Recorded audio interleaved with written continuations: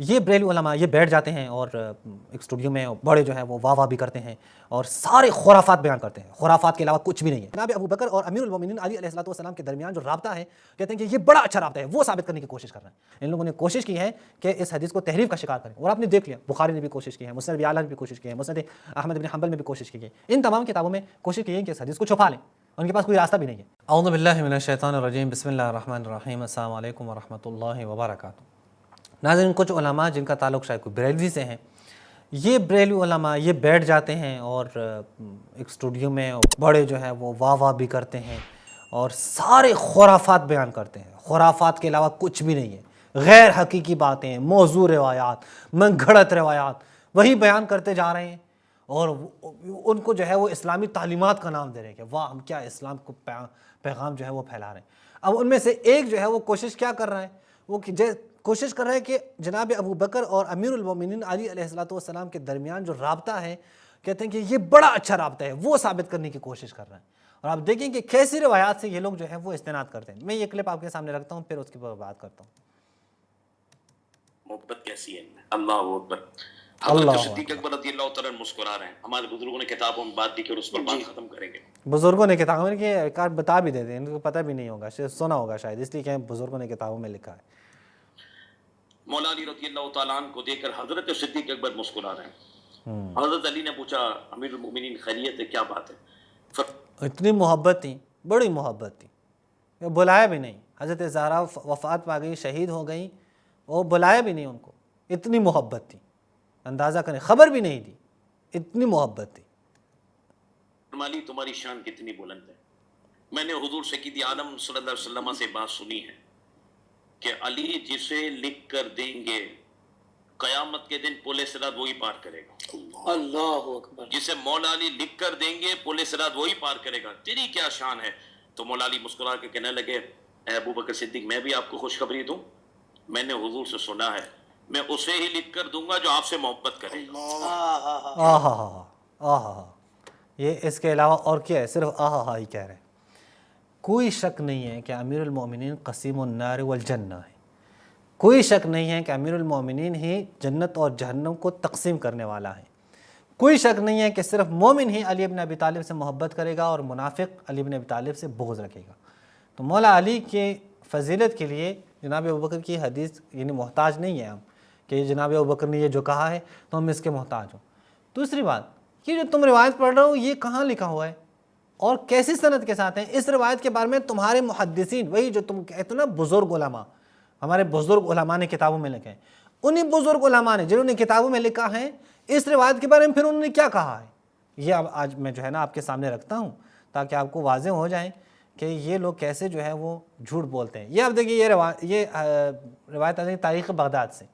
یہ تاریخ بغداد سے میں آپ کو پڑھ رہا ہوں، یہ تاریخ بغداد میں یہ روایت آئی ہے،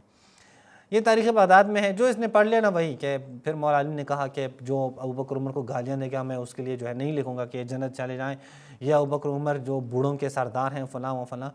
اب خود یہ جس نے یہ روایت لکھی ہے ذرا اس کی بات سن لیں، وہ کہہ رہے ہیں ھذا الحدیث موضوع، من گھڑت ہے، یہ تم جیسے لوگوں نے بنائی ہے یہ حدیث ہے ہی نہیں، یہ مولا علی نے فرمایا ہی نہیں، یہ بنائی آپ لوگوں نے تاکہ شیعوں کے سامنے تو انہوں بتا دو او بھائی بڑے اچھا رابطہ تھا ان کے درمیان۔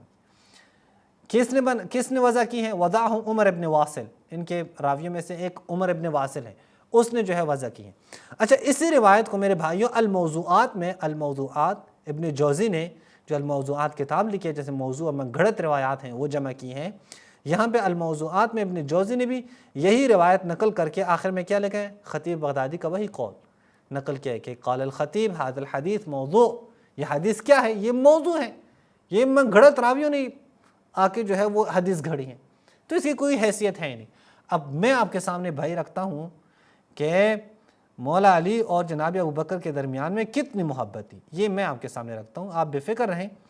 ہم انشاءاللہ یہاں پہ موجود ہیں، آپ کو ضرورت نہیں ہے کہ آپ من گھڑت روایات جو ہیں وہ پیش کریں۔ یہ صحیح مسلم ہے، صحیح مسلم یہاں پہ جلد خامس پہ یعنی 5ویں جلد پہ صفحہ نمبر 36 پہ، اور حدیث نمبر ہے 1805۔ یہ روایت ہے زہری سے، مالک ابن اوس سے، پھر وہ کہتے ہیں کہ جناب عمر ابن خطاب نے ارسل الیہ، مجھے بلایا، وہ فلاں فلاں، پوری ایک لمبی روایت ہے جہاں پہ حضرت عباس و مولا علی آئے ہیں اب جو ہے وہ اس صفحے پہ آپ دیکھیں، صفحہ نمبر 38 پہ آپ دیکھیں، تو جناب عمر کہتے ہیں کہ تم دونوں آئے تھے میراث طلب کر رہے تھے، ایک طرف سے کہتے ہیں رسول اللہ کی کوئی میراث نہیں، دوسری طرف سے اہل بیت کے 2 افراد آ کے میراث طلب کر رہے ہیں، ان کو پتہ نہیں ہے، ان کو پتہ چل گیا جن کا بنی ہاشم سے کوئی تعلق نہیں ہے، یہ باہر قبیلے والے لوگ ہیں، ان کو معلوم ہوا، بنی ہاشم کے افراد کو تو پتہ ہی نہیں ہے، نہ ازواج کو پتہ ہے، نہ جو ہے وہ مولا علی کو پتہ ہے، نہ اہل بیت کو پتہ ہے، نہ بنی ہاشم کو پتہ ہے، ان میں سے کسی کو بھی پتہ نہیں ہے، لیکن باہر دوسرے قبیلوں والے ان کو معلوم ہوگا۔ یہ اندازہ کریں کہ یہاں پہ وہ پھر کیا کہتے ہیں جناب عمر کہ جناب بکر نے کہا کہ رسول خدا نے فرمایا کہ میرے کوئی وراثت ہے بھی نہیں، تو تم نے فرأیتماہ کاذبا آثما غادرا خائنا، تو تم دونوں نے جناب بکر کو کیا جانا؟ آثم، کاذب، غادر اور خائن، تم لوگوں نے یہ جانا کہ وہ خائن ہے، وہ غادر ہے، وہ آثم ہے، وہ کاذب ہے۔ یہی بات پھر انہوں نے اپنے لیے بھی کی کہ تم بھی مجھے یہی جانتے ہو، فرأیتمانی کاذبا آثما غادرا۔ اب میرے بھائیوں اس روایت میں زبردست قسم کی تحریف کی ہے، زبردست قسم کی تحریف انہوں نے، یعنی تحریف کی، ظاہر ہے تحریف کے استاد ہیں، یہ مسلم نے پوری روایت نقل کی ہیں۔ اب ذرا بخاری میں آپ جا کے چیک کریں، میں کئی جو کتب سے آج دکھانے جا رہا ہوں، یہ الجامع الصحیح، یہ بخاری کی کتاب ہے، یہاں پہ حدیث نمبر 5358 پہ وہی لمبی حدیث جو ہے وہ موجود ہے، لیکن یہاں پہ کیا کیا ہے؟ انا ولی و رسول اللہ و ابی بکر، پھر اس کے بعد جو بات ہے وہ تھوڑی سی یہاں پہ کیا کاٹ دی ہے جناب عمر نے جو اپنے بارے میں کی ہے۔ اس سے پہلے آپ دیکھیں تزعمان ان ابا بکر کذا و کذا، وہاں پہ کیا خائنا کاذبا آثما، یہاں پہ کذا و کذا، وہ مٹا دیے ہیں وہ الفاظ۔ طریقہ ان کا یہ پتہ نہیں کون سی کیس ہے، کوئی 10-11ویں کیس ہیں جو میں آپ کے سامنے بیان، یا کوئی 12ویں-13ویں تک پہنچی ہیں جو میں آپ کے سامنے بیان کر رہا ہوں، ایک ایک کتاب سے لا رہا ہوں کہ یہ لوگ کتنے جو ہے وہ تحریف کر رہے ہیں۔ اب اسی الجامع الصحیح میں، الجامع الصحیح پہ ایک اور روایت ہوئی ہے 7305 پہ آپ دیکھیں، یہاں پہ بھی انہوں نے یہی کام کیا ہے، انتما حینئذ تزعمان ان ابا بکر فیہا قضا، تم یہ سمجھ لیں کہ ابو بکر اس میں ہے، پھر بعد میں یہی کہتے ہیں ابو بکر، پھر یہاں سے مٹا دیا ہے تاکہ وہ خائنا آثما کاذبا کیا ہے، وہ الفاظ کیا کریں، وہ چھپا لیں، لیکن چھپا نہیں سکتے۔ آپ کے ہاں صحیح حدیثوں میں یہ باتیں آئی ہیں، یہ ایک جو ہے وہ تحریف ہے۔ اب میں ایک اور تحریف آپ کے سامنے دکھاتا ہوں، یہ ایک دوسری تحریف پہ آپ دیکھیں، آپ کو معلوم ہوگا کہ یہ کیسے جو ہے یہ لوگ آ کے تحریف کرتے ہیں۔ اچھا، تحریف سے پہلے میں صنعانی کی کتاب یعنی المصنف سے عبد الرزاق سے دکھا رہا ہوں۔ یہ المصنف یہاں پہ جو ہے وہ بنتا ہے خامس یعنی 5ویں جلد پر، صفحہ نمبر 104 پہ آپ دیکھیں، یہ الزہری مالک بن اوس اس سے نقل ہے، اور یہاں پہ پھر یہ کیا کہتے ہیں وَأَنْتُمَا تَزْعُمَانِ، تم یہ کیا ان کے بارے میں کیا گمان کرتے تھے جناب ابوبکر کے بارے میں کہ وہ ظالم ہے اور فاجر ہیں، میرے بارے میں بھی یہی گمان کرتے ہو کہ ظالم ہے وہ فاجر ہے، 4 وہ صفات ہیں، 2 اور بھی ملا لیں، 6 ہو گئے، لیکن اس کو پھر مسند احمد میں تحریف کا شکار کیا۔ اب ذرا دیکھیں جزء اول پہ پہلی جلد پہ وہی سند ہے، لیکن مسند احمد نے کیا کہا ہے، صفحہ میں آپ کو بتا دوں کہ بعض افراد کہتے ہیں کہ صفحہ بتائیں، 483 پہ یہ آپ دیکھیں، فَلَمَّا قُبِضَ رَسُولُ اللَّهِ قَالَ ابو بکر، جب رسول اللہ وفات ہوئے تو ابو بکر نے کہا ولی رسول اللہ بعدہ، پھر عَمَلُوا فِيهَا بِمَا كَانَ يَعْمَلُ رسول اللہ فِيهَا، آگے پوری روایت وہ یہاں سے ہٹا دی، حالانکہ بات وہی ہو رہی ہے کہ حضرت علی اور حضرت عباس جو ہیں وہ آتے ہیں اور کہتے ہیں ہمارے درمیان میں فیصلہ کریں، لیکن جب یہاں تک بات پہنچتی ہے تو اس کے بعد کی پوری روایت ہی حذف کرتے ہیں۔ یہ دوسری تحریف ہے جو میں نے آپ کے سامنے رکھ لی۔ اب میں ایک تیسری تحریف بھی آپ کے سامنے رکھتا ہوں، وہ بھی آپ دیکھیں کہ یہ کتنی کوشش کرتے ہیں۔ یہ بھی مسند ابی یعلا الموصلی،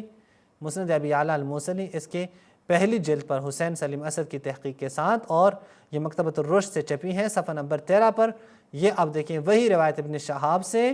یہ کہتے ہیں کہ جناب عمر نے ہمیں بھیجا، یہ پوری روایت موجود ہے۔ اب یہاں پہ صفحہ نمبر 16 پہ آپ دیکھیں، صفحہ نمبر 16 پہ وہ کیا کہتے ہیں کہ جناب ابوبکر نے کہا میں رسول اللہ خدا کو میں نے سنا ہے کہ کوئی میراث ہوتے ہی نہیں، فرأیتمانی، پھر تم نے مجھے دیکھا، کیا آگے کیا ہے، کچھ بھی نہیں، وہ خائنا کاذبا آثما غادرا ظالما فاجرا، سارے الفاظ مٹھا دیے، کوئی بھی یہاں نہیں لکھا۔ پھر اس کے بعد دوبارہ آپ دیکھیں جناب عمر کے بارے میں جو ہیں وہ بھی سارے کے سارے الفاظ مٹا دیے۔ تو یہ ایک تیسری تحریف انہوں نے کی ہے۔ چوتھی تحریف میں آپ کے سامنے رکھتا ہوں کہ اس کتاب میں یہ چوتھی تحریف انہوں نے یہ کی ہے، یہ آپ دیکھیں مسند ابی بکر الصدیق، مسند ابی بکر الصدیق، یہاں پہ یہ کن کی کتاب ہے؟ یہ ابو بکر احمد بن علی بن سعید الاموی کی کتاب ہے، اس کی شعیب ارناؤوط نے تحقیق کی ہے۔ یہاں صفحہ نمبر 32 پہ آپ دیکھیں، وہی سند معمر نے زہری سے، زہری نے مالک بن اوس سے، اور یہاں پہ آپ دیکھیں یہاں پہ انہوں نے کیا ہے، ثم اقبل علی علی والعباس، پھر جناب عمر نے مولا علی اور عباس کو مخاطب کر کہا وانتما تزعمان انہ فیہا، تم یہ گمان کرتے تھے کہ جناب ابو بکر اس میراث کے مسئلے میں کیا تھے، ڈیش ڈیش ڈیش، یہ اصالت ان کو دکھا دیں، یہ اصالت ہے ان کے ہاں، پھر ڈیش ڈیش لگایا ہے تاکہ چھپا لیں بات کو۔ آگے پھر وہی کہتے ہیں کہ اب جو ہے تم میرے بارے میں کیا کہتے ہو، انی فیہا ڈیش ڈیش ڈیش ظالمن فاجرن آسمن غادرن خائنن کاذبن، کوئی لفظ بھی یہاں پہ نقل نہیں کیا۔ تو 4 طرح کے میں نے آپ کے سامنے وہ 4 طرح کے تحریفات دکھا دیں کہ اس حدیث میں ان لوگوں نے کوشش کی ہے کہ اس حدیث کو تحریف کا شکار کریں، اور آپ نے دیکھ لیا بخاری نے بھی کوشش کی ہے، مسند ابی اعلیٰ نے بھی کوشش کی ہے، مسند احمد بن حنبل میں بھی کوشش کی گئی، ان تمام کتابوں میں کوشش کی ہے کہ اس حدیث کو چھپا لیں، ان کے پاس کوئی راستہ بھی نہیں ہے سوائے اس کے یہ تو پتہ نہیں ادراج ہے، ادراج ان کو معلوم ہی نہیں، ادراج کیسے جانا جاتا ہے، ادراج کی کیا طریقے ہیں، یہ تو نہیں کہ ہر کوئی آئے اور اپنے پیٹ سے کہے یہ ادراج ہے، پس اس حدیث کا یہ حصہ مانتا ہوں، یہ نہیں مانتا، کیوں نہیں مانتے؟ ادراج ہے، نہیں، ادراج کی کچھ قوانین آپ کے اپنے علماء نے ذکر کیے ہیں، وہ آ کے فٹ کریں تب آپ بتا دیں کہ یہ ادراج ہے۔ اسی پہ اکتفا کرتے ہیں، والسلام علیکم ورحمۃ اللہ وبرکاتہ۔